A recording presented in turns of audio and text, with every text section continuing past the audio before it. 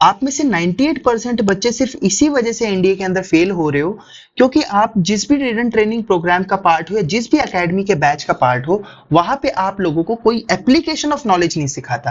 देखो, पढ़ना बहुत आसान होता है, कोई भी इंसान कोई भी किताब पढ़ सकता है अगर उसका उस चीज में इंटरेस्ट है तो, लेकिन जब तक उसको ये नहीं आएगा कि इस नॉलेज को एग्जाम को क्लियर करने में कैसे अप्लाई किया जाए, तब तक उस कैंडिडेट का एग्जाम भी क्वालिफाई नहीं हो पाएगा। स्टूडेंट की लाइफ में सबसे इंपॉर्टेंट चीज होती है टाइम।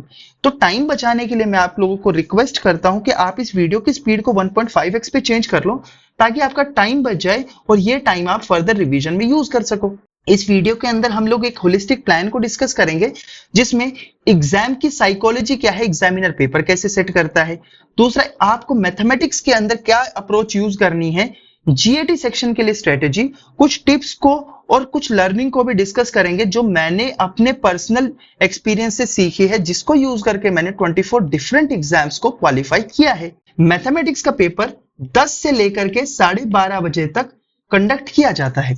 आपको पता है कि सीडीएस मैथमेटिक्स के पेपर में 120 क्वेश्चंस होते हैं, 300 मार्क्स का पेपर होता है और हमें टारगेट रखना है कि भाई हम लोग कैसे भी करके 150 मार्क्स स्कोर कर लें।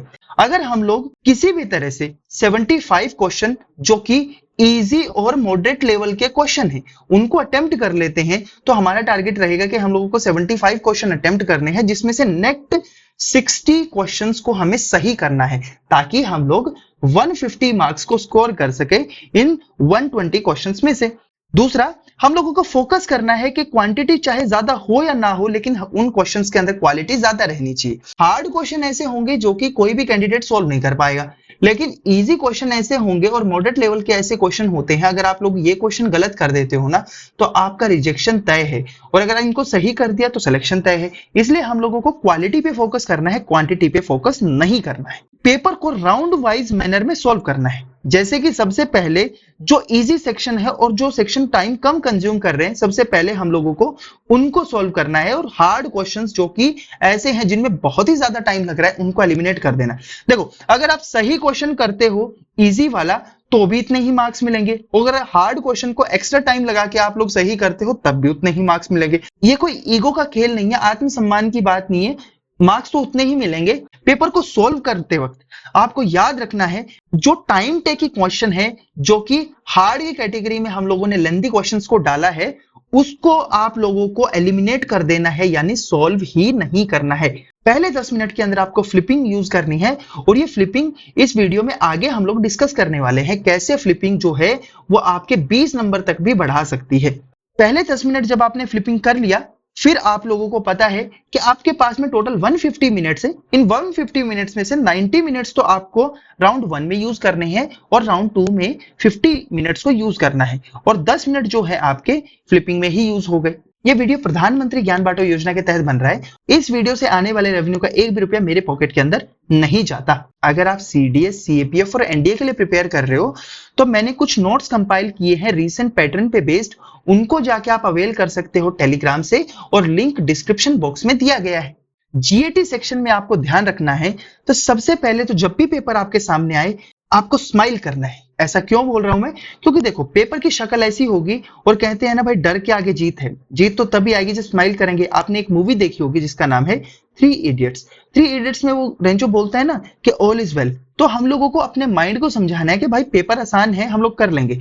और जब हम लोग खुश होते हैं ना तो हमारा दिमाग ज्यादा काम करता है, हमें अपनी एफिशिएंसी को पीक पे रखना है इस पर्टिकुलर डे में, इसलिए स्माइल करना मैंडेटरी है। पेपर को खोलते ही स्माइल करो, चाहे इंग्लिश का सेक्शन हो, मैथमेटिक्स का सेक्शन हो, या फिर जीएटी का दूसरा टॉपिक हो। दूसरा, फ्लिपिंग क्या होती है वैसे इस वीडियो के अंदर मैंने डेप्थ में बता रखा है, एक बार जाके आप इस वीडियो को कंसल्ट कर लो। सिर्फ ये देखना कि फ्लिपिंग वाला सेक्शन जहां पे मैंने आपको डेमो पेपर सोल्व करना सिखा रखा है, इंग्लिश वाले सेक्शन जो कि जीएटी का पार्ट है, वहां पे 50 क्वेश्चन मिलते हैं, 200 मार्क्स का सेक्शन होता है, और हमारा टारगेट होना चाहिए कि 60 मिनट्स के अंदर हमें इसको सोल्व करना है।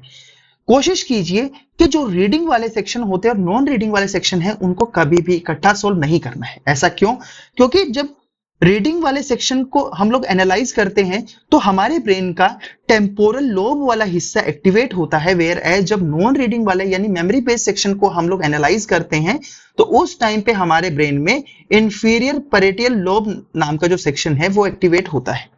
इसी वजह से रीडिंग सेक्शन से एक टॉपिक सॉल्व करने के बाद में नॉन रीडिंग सेक्शन से एक टॉपिक सॉल्व करना चाहिए, यानी कि दोनों लगातार सॉल्व नहीं करने हैं। अब रीडिंग सेक्शन वो सेक्शन होता है जिसके अंदर रीडिंग इन्वॉल्व होती है, जैसे कि reading comprehension, para jumbles, sentence rearrangement, cloze test, whereas non reading section के अंदर सिनोनिम, एंटोनिम, होमोफोन्स और जो दूसरे मेमोरी बेस्ड टॉपिक्स आते हैं वो सारे नॉन रीडिंग बेस्ड में ही आते हैं। अब आपको जब क्वेश्चन पेपर सॉल्व करोगे तो हमेशा राउंड के तौर पे ही सॉल्व करना है, क्योंकि राउंड वाइज सॉल्व करोगे तो उससे आपका जो फालतू टाइम यहाँ पे वेस्ट हो रहा है वो आपका बच जाएगा और इतने टाइम में आप लोग थोड़ा सा भी हार्डशिप फेस करते हुए अगले क्वेश्चन की तरफ आपको मूव कर देना है।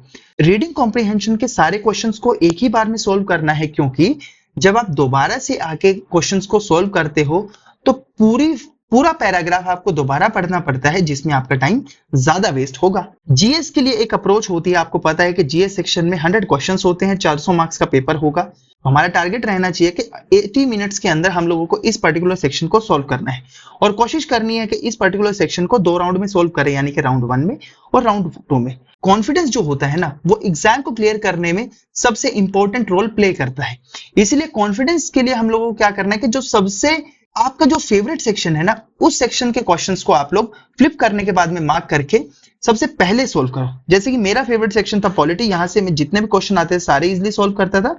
उसके बाद में biology, physics, chemistry, economics, geography, modern history, ancient history, medieval history, उसके बाद में साइंस एंड टेक और करंट अफेयर का सेक्शन।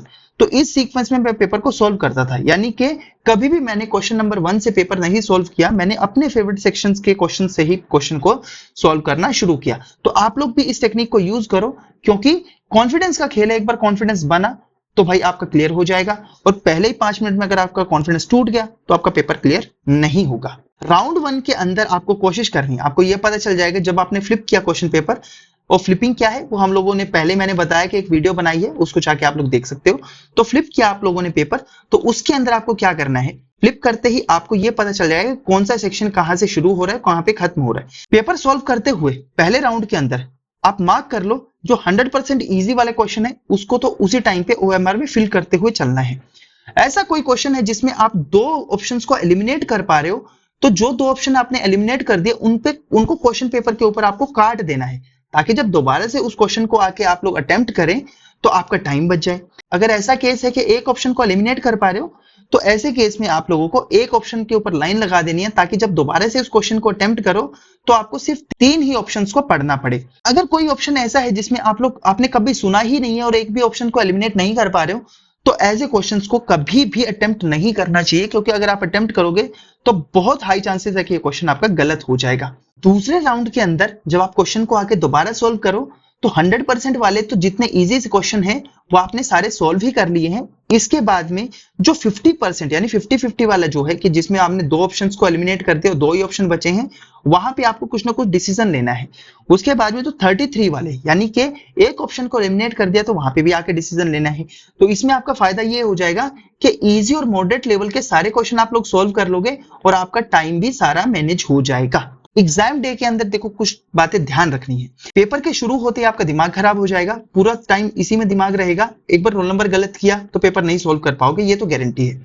दूसरी चीज आपको ध्यान रखनी है कि जब एग्जाम जो होता है ना, उसके अंदर आपको पता है कि 12:30 बजे आपका पेपर मैथ्स वाला खत्म होगा और जीएटी वाला पेपर 2 बजे शुरू होगा। बीच में 1.5 घंटे का गैप है।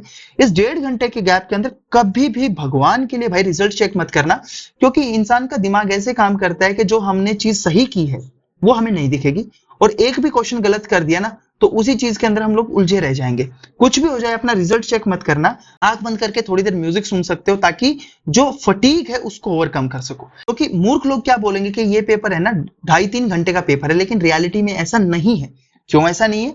क्योंकि जो रियल एग्जाम होता है ना वो इससे ज्यादा का होता है। पहले आप लोग ट्रैवल करके आओगे, एग्जाम के अंदर बैठोगे, इस पर्टिकुलर डे पे आप लोग फिजिकल फटीग भी फील कर रहे होगे और मेंटल फटीग भी।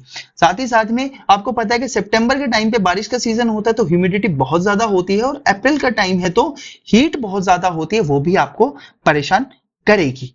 तो ये चीज भी आपको ध्यान रखनी है। इसीलिए इस पर्टिकुलर टाइम पे आप लोगों को अपने आप को काम एंड कंपोज बनाए रखना है ताकि आपकी एफिशिएंसी पीक पे रहे। जब आप लोग घटिया खाओगे ना इस पर्टिकुलर टाइम पे तो आपका फेल होना तय है। तो मेरी सलाह है कि भाई जो एग्जाम सेंटर के बाद में छोले कुलचे बिक रहे होंगे ना, या चाट पापड़ी बिक रही होगी, तो उस वो मत खाना। अगर वो खाते हो तो नुकसान हो जाएगा। तो भाई कोई भी फास्ट फूड खाना आपको अवॉइड करना है इस टाइम पे। चॉकलेट्स और कॉफी को आप लोग कंज्यूम कर सकते हो, क्यों? क्योंकि आपकी डोपामिन रिलीज होगा और आपको अच्छा फील होगा और आपकी परफॉर्मेंस भी जो है वो भी बूस्ट हो जाएगी।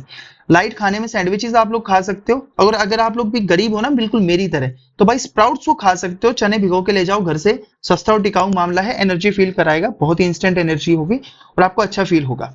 ज्यादा से ज्यादा पानी कंज्यूम करना, नहीं तो भाई दिमाग काम नहीं करता, क्योंकि 85% से तो ज्यादा दिमाग हमारा पानी से ही बना होता है। इस टाइम पे आपको भगवान के लिए कोई भी कोल्ड ड्रिंक, एनर्जी ड्रिंक या ऐसा कोई भी एडिड शुगर वाला ड्रिंक लेने से बचना है। क्यों ऐसा होता है? क्योंकि उससे क्या होता है, ब्लड स्पाइक होता है और बाद में सिर में भी दर्द आप लोगों को कर सकता है। एक कोशिश करना भाई, इस पर्टिकुलर दिन पे है ना, हैवान की तरह मत खाना। एक बार एग्जाम आप लोग अपीयर कर लो, शाम में आप जाके कुछ भी खा लो, लेकिन दिन में मत खाना, नहीं तो आपका पेट भी खराब हो सकता है। क्यों? क्योंकि आप लोग पहले दिन कम सो के गए, और जब हम लोग कम सो के जाते हैं ना, तो हमारा दिमाग ढंग से काम नहीं करता। अंत में तो मैं इतना ही बोलूंगा कि भाई इरादा एक होगा और नेक होगा तभी सफलता मिलेगी, नहीं तो हम लोग ऐसे ही झूलते रहेंगे। आज की इस वीडियो में इतना ही, मिलते हैं नेक्स्ट वीडियो के अंदर, तब तक के लिए जय हिंद।